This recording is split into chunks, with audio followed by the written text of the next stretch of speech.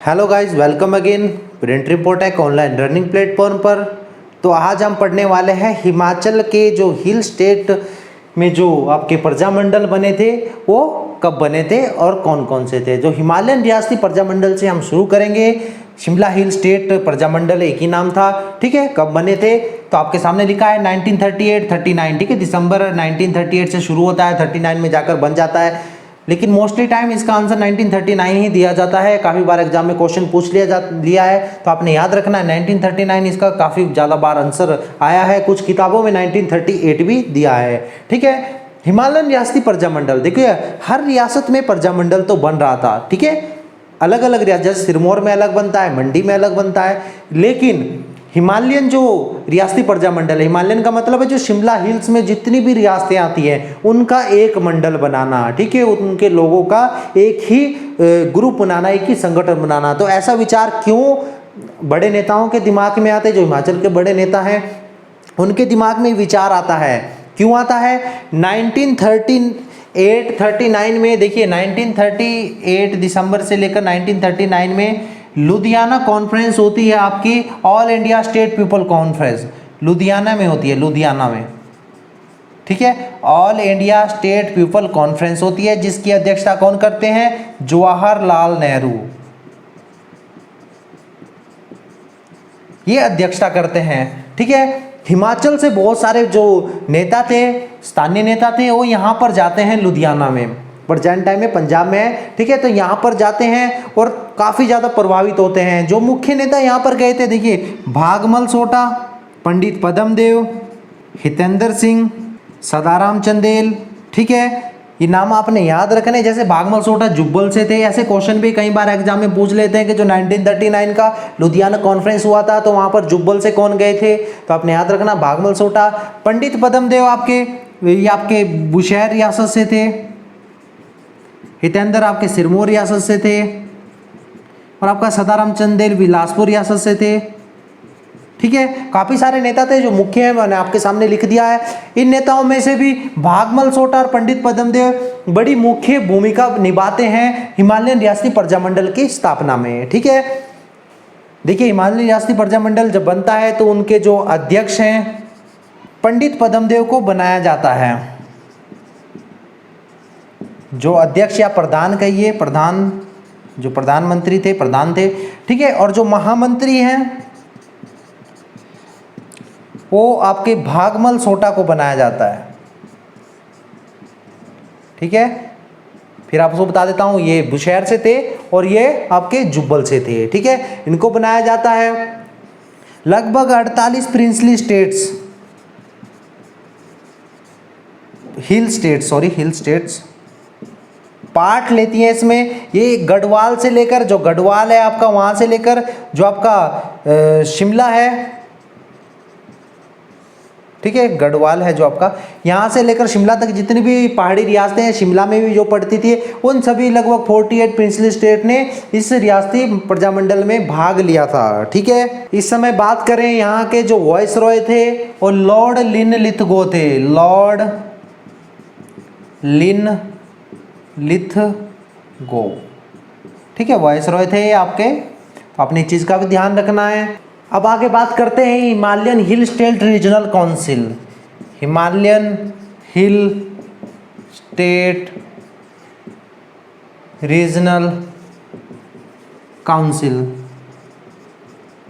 स्थापना 1946 में होती है। Himalayan hill state regional council की स्थापना 1946 में होती है। जो इसके प्रधान हैं स्वामी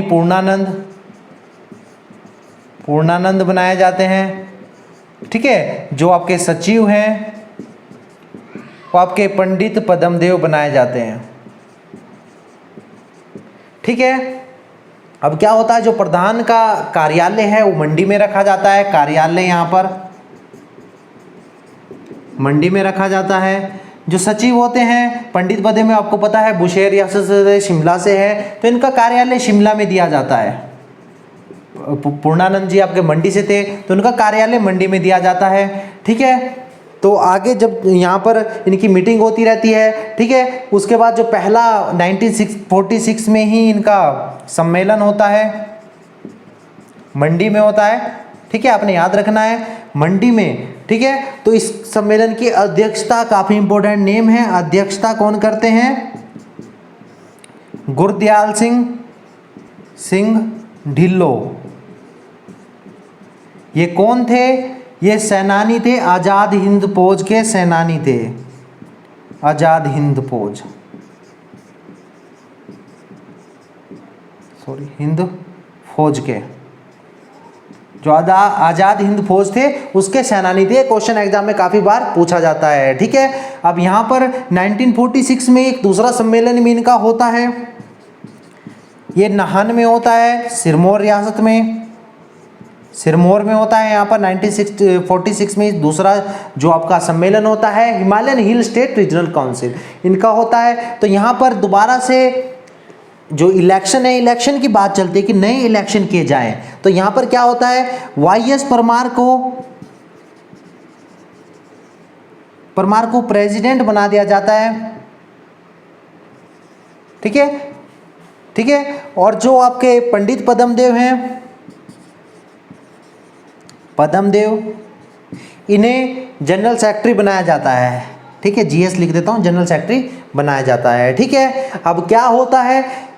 जो आपका स्वामी पूर्णानंद वाला, भागमल सोटा वाला, ये गुट थोड़ा अलग हो जाता है, यहाँ पर मतभेद शुरू हो जाते हैं, ठीक है, मतभेद यहाँ पर शुरू हो जाते हैं। 16 सदस्य होते हैं, इनके जो काउंसिल होती है उसमें 16 सदस्य होते हैं, उनमें आपस में मतभेद शुरू हो जाते हैं, जिसका परिणाम निकलता है कि नई एक संस्था बनकर आती है, हिमालयन हिल स्टेट सब रीजनल काउंसिल। 1947 में एक नई संस्था बनकर आती है, हम उसके बारे में अभी आगे पढ़ेंगे, ठीक है, जिसके अध्यक्ष वाईएस परमार ही जी बनाए जाते हैं। तो ये वाईएस परमार वाला धड़ा जो है वो अलग हो जाता है, ठीक है। ये धड़ा लगभग 1947 1948 में भी अलग ही रहता है।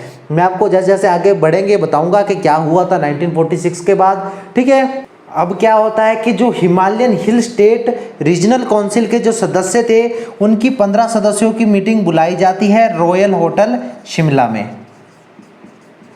शिमला में बुलाया जाता है। लेकिन क्या होता है, इसमें से भी 12 ही सदस्य आते हैं, 12 सदस्यों में से भी 6 सदस्य अलग हो जाते हैं, ये अलग हो जाते हैं, ठीक है, अलग हो जाते हैं। तो वाईएस परमार जी अपनी अलग ही संस्था बना देते हैं, वो नाम देते हैं Himalayan hill state regional council, ठीक है, 1947 में स्थापना कर देते हैं, जिसके प्रधान आपके जो ये आपके वाईएस परमार ही जी बनते हैं, वाईएस परमार, ठीक है, आपके प्रधान बन जाते हैं। जो प्रेसिडेंट थे वो बन जाते हैं, ठीक है, प्रेसिडेंट बन जाते हैं आपके सब रीजनल काउंसिल के 1947 में, ठीक है। तो यहाँ पर 2 गुट सामने आते हैं, एक तो देखिए Himalayan hill state regional council, एक है आपका हिमालयन हिल स्टेट सब regional council, Himalayan hill state सब रीजनल। जो आपका स्टेट रीजनल काउंसिल थे पहले वाला, जिससे पहले आपका लिखवाया था 1946 में इसकी स्थापना हुई थी, इसकी 1947 में हुई थी, ठीक है, शॉर्ट फॉर्म लिखा है, सब रीजनल काउंसिल यहाँ पर, रीजनल काउंसिल यहाँ पर। तो जो रीजनल काउंसिल वाले जो सदस्य थे वो थे आपके भागमल सोटा, जो अलग से अपना जो वाईएस परमार को नहीं मान रहे थे, ठीक है, आपका स्वामी पूर्णानंद, ठीक है, सत्यदेव बुशहरी, ये थे। और जो वाईएस परमार आपका सब रीजनल काउंसिल में थे वाईएस परमार, ठीक है, तेज सिंह निधड़क मंडी के थे, ठीक है, मंडी से थे, ठीक है, सदाराम चंदेल, ये आपका हिमालय सब रीजनल काउंसिल से थे, ठीक है। तो आपने ये भी ध्यान रखना है। उसके बाद जब 1947 में वाईएस परमार जी सिरमौर में आते हैं, तो सिरमौर का जो प्रजामंडल था 1947 में, ठीक है, यहाँ पर क्या करते हैं, वाईएस परमार को अपना सभापति नियुक्त कर देते हैं और इन्हीं से जो राष्ट्रीय ध्वज था उस समय उसको फहरा देते हैं। तो आपने ये भी याद रखना है, ठीक है। अब आगे चलते हैं और अब बात करते हैं सोलन सम्मेलन की, ठीक है। सोलन सम्मेलन 1948 में, ठीक है, जनवरी 26 से लेकर 28 तक हुआ था, ठीक है, आपने याद रखना है। बघाट बघाट ओल्ड नेम है, सोलन का आपने ये भी याद रखना है। कई बार डायरेक्ट एग्जाम में क्वेश्चन पूछा जाता है कि बघाट सम्मेलन कब हुआ था, ठीक है, तो 1948 में या सोलन सम्मेलन, एक ही बात है। आपको प्रेसिडेंट पूछ लिया जा सकता है कि सोलन सम्मेलन के अध्यक्ष कौन थे, तो दुर्गा सिंह थे। दुर्गा सिंह कौन थे? ये लास्ट राजा थे आपके बघाट रियासत के, ठीक है। जो ऑर्गेनाइजिंग जो आपके सेक्रेटरी थे वो महावीर सिंह जी थे, ठीक है। इनकी काफ़ी महत्वपूर्ण भूमिका रहती है, महावीर जी की जो ऑर्गेनाइजिंग जो सेक्रेटरी थे, तो इनकी काफ़ी महत्वपूर्ण भूमिका रहने वाली है। मैं इनके बारे में आपको आगे बताऊंगा अभी साथ साथ, जब यहाँ पर हिमालयन प्रांत प्रोविजन की सरकार की बात चलेगी। तो क्या होता है 1948 में जब सम्मेलन होता है, तो यहाँ पर जो आपके हर एक रियासतों से वहाँ के शासक आते हैं, वहाँ के राणा आते हैं, और साथ में जो उस रियासत के बड़े नेता होते हैं वही आते हैं। वहाँ पर जो साधारण जनता है या आम जनता है उनको कोई न्योता नहीं दिया जाता है, बुलाए नहीं जाते हैं। तो यहाँ पर खुद ही निर्णय लेते हैं बड़े नेता और जो राजा होते हैं, निर्णय लेते हैं कि हिमाचल में एक यूनियन सरकार बनाई जाए, सरकार का गठन किया जाए, जिसमें एक नेगोशिएशन कमेटी होगी, जिसमें 8 मेंबर होंगे। नेगोशिएशन कमेटी में 8 मेंबर होंगे जो लोगों के मुद्दों को सरकार तक पहुंचाएगी, ठीक है। और उस नेगोशिएशन जो कमेटी है उसके अध्यक्ष कौन रहेंगे? दुर्गा सिंह, ठीक है। ऐसी बात कही जाती है। लेकिन यहाँ पर ये जो धड़ा था, यहाँ पर जो ज़्यादा नेता आए थे वो कौन से आए थे? Himalayan hill state regional council से, ठीक है। जो Himalayan hill state regional council बताया था 1946 में जिसकी स्थापना हुई थी, यहाँ से ज़्यादा मुख्य नेता आए थे, जैसे बागमल सोटा, सत्यदेव बुसेरी, ठीक है, स्वामी पूर्णानंद, ऐसे ज़्यादा नेता आए थे। उनके ये विचार थे कि इस प्रकार यहाँ पर सरकार को बनाया जाए, अर्थात जो नॉर्मल जो लोग हैं, साधारण जो लोग हैं वहाँ पर, उनको सरकार में नहीं शामिल किया जाए।